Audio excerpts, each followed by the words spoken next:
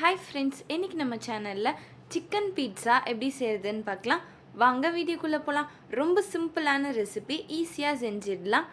இதுக்கு ஒரு மிக்சிங் பவுலில் 10 டேபிள் ஸ்பூன் மைதா மாவு, 3 டேபிள் ஸ்பூன் அளவுக்கு கோதுமை மாவு ஆட் பண்ணிவிட்டு 1/4 table spoon baking soda, 1/4 table spoon baking powder, தேவையான அளவு சால்ட் ஆட் பண்ணிவிட்டு 2 ஸ்பூன் அளவுக்கு நல்லா புளிக்கிற தயிர் ஆட் பண்ணிவிட்டு இதை நல்லா மிக்ஸ் பண்ணிக்கலாம். கொஞ்சமாக தண்ணி தெளித்து இதை நல்லா லூஸாக மிக்ஸ் பண்ணிக்கலாம். மாவு டைட்டாக இருக்கக்கூடாது, நல்லா லூஸாக இதை மிக்ஸ் பண்ணிவிட்டு இதில் கொஞ்சமாக ஆயில் தடவிட்டு ஒரு அரை மணி நேரத்துக்கு ஒரு காட்டன் கிளாத் போட்டு அப்படியே க்ளோஸ் பண்ணி ஊற வச்சிடலாம். இப்போது பீட்சா சாஸ் செய்ய ஆரம்பிச்சிடலாம். அதுக்கு ஒரு கடாயில் 2 டேபிள் ஸ்பூன் அளவுக்கு ஆயில் ஆட் பண்ணிவிட்டு ஒரு வெங்காயத்தில் பாதி வெங்காயமாக சின்ன சின்னதாக கட் பண்ணி ஆட் பண்ணிவிட்டு இதை நல்லா வதக்கிக்கலாம். இது ஓவராக ஃப்ரை ஆகக்கூடாது. இந்த பதம் இருக்கும்போது ஒரு தக்காளியை நல்லா அரைச்சி இதில் ஆட் பண்ணிடலாம். இது எல்லாமே நம்ம ஒரே ஒரு பீட்சாக்கு செய்கிறனால எல்லாத்துலேயுமே கொஞ்சம் கொஞ்சமாக ஆட் பண்ணிக்கலாம். இப்போ இது நல்லா மிக்ஸ் பண்ணிவிட்டு 1/4 table spoon chilli flakes, 1/4 table spoon oregano add பண்ணிவிட்டு mixed herbs 1/4 table spoon add பண்ணிவிட்டு 2 பல்லு பூண்டை சின்ன சின்னதாக கட் பண்ணி வெயிலில் நல்லா காய வச்சு அதை இதில் ஆட் பண்ணிடலாம். இப்போ இதில் 1/4 டேபிள் ஸ்பூன் அளவுக்கு சுகர், தேவையான அளவு சால்ட் ஆட் பண்ணிவிட்டு 1/4 டேபிள் ஸ்பூன் வினிகர் ஆட் பண்ணிவிட்டு கொஞ்சமாக வாட்டர் ஆட் பண்ணிவிட்டு இதை நல்லா மிக்ஸ் பண்ணிக்கலாம். பீட்சா சாஸை லோ ஃப்ளேமில் தான் வச்சு செய்யணும். இப்போது பீட்சா சாஸ் ரெடி ஆகிடுச்சு. இதை ஒரு பவுலில் மாற்றிக்கலாம்.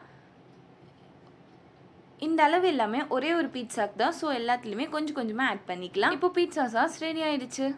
இப்போ பீட்சா மேலே போடுறதுக்கு சிக்கனை ஃப்ரை பண்ணி எடுத்துக்கலாம். அதுக்கு கடாயில் கொஞ்சமாக ஆயில் ஆட் பண்ணிவிட்டு ஆயில் நல்லா காஞ்சதுமே போன்லெஸ் சிக்கன் 100 கிராம் அளவுக்கு சின்ன சின்னதாக கட் பண்ணி இதில் ஆட் பண்ணிக்கலாம். சிக்கனை மீடியம் ஃப்ளேம்லேயே வச்சு இதை நல்லா மிக்ஸ் பண்ணிக்கிட்டே இருக்கலாம். சிக்கன்லேருந்தே தண்ணி கொஞ்சம் கொஞ்சமாக வரும், அதுலேருந்தே இது நல்லா வெந்துடும். நம்ம சேனலில் சப்ஸ்கிரைப் பண்ணாதவங்க சப்ஸ்கிரைப் பண்ணிவிட்டு பக்கத்தில் இருக்க பெல் ஐகான் ப்ரெஸ் பண்ணிவிட்டு அதில் ஆல் என்ற ஆப்ஷன் கொடுத்துக்கோங்க. அப்போ தான் நம்ம சேனலில் போடுற வீடியோஸ் ஒரு நோட்டிஃபிகேஷன்ஸ் எல்லாம் வரும். இப்போ இதில் மசாலாஸ்லாம் ஆட் பண்ணிடலாம். 1/4 table spoon chilli flakes, 1/4 table spoon oregano, 1/4 table spoon mixed herbs add பண்ணிவிட்டு இதை நல்லா மிக்ஸ் பண்ணிக்கலாம். இது எல்லாமே தான் சேர்ந்து நம்மளுக்கு பீட்சாவில் ஒரு ஃப்ளேவர் கொடுக்கும். ரொம்ப டேஸ்ட்டாக சூப்பராக வரும். சிக்கன் இதிலே பாதி குக் ஆகிடும். மீதி நம்ம 5 மினிட்ஸ் க்ளோஸ் பண்ணி பீட்சா மேலே வைப்போம், அதில் குக் ஆகிடும். இதில் கொஞ்சமாக சால்ட் ஆட் பண்ணிவிட்டு இதை நல்லா மிக்ஸ் பண்ணிவிட்டு ஒரு வெங்காயம் ஒரு கேப்சிகமை க்யூபாக கட் பண்ணி எடுத்துக்கலாம்.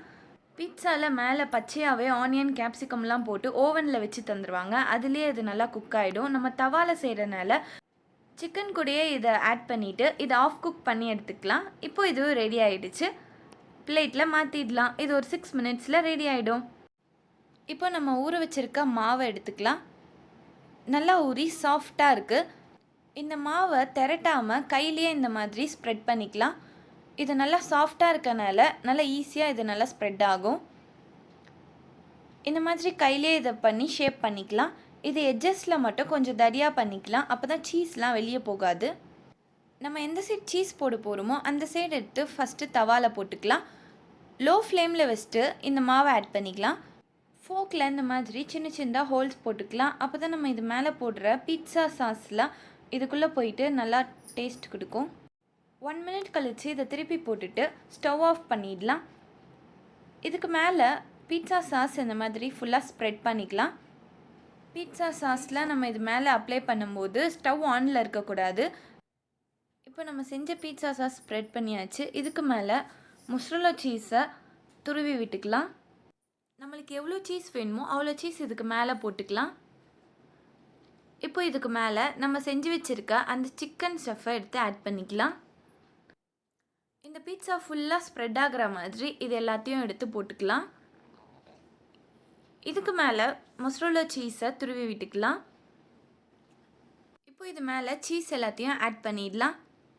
இந்த ஸ்டஃப்பை ஆட் பண்ணும்போது ஸ்டவ்வை ஆஃபில் வச்சுட்டு தான் ஆட் பண்ணணும். ஆனில் வச்சிட்டோன்னா அந்த ரொட்டி ஃபுல்லாமே தீஞ்சிரும். இப்போ ஒரு 5 மினிட்ஸ் லோ ஃப்ளேமில் வச்சு க்ளோஸ் பண்ணி வச்சிடலாம்.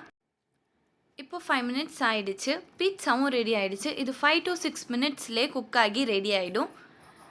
இப்போ இதை ஒரு பிளேட்டில் மாற்றிடலாம். நம்மளோட ஹோம்மேட் சிக்கன் பீட்சா ரெடி ஆகிடுச்சு.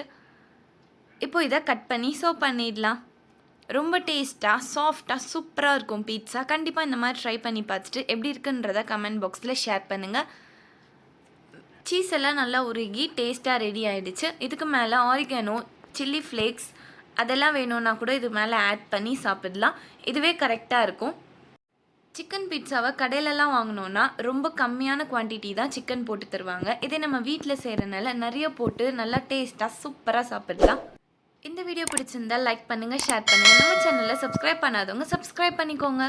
தேங்க்ஸ் ஃபார் வாட்சிங்.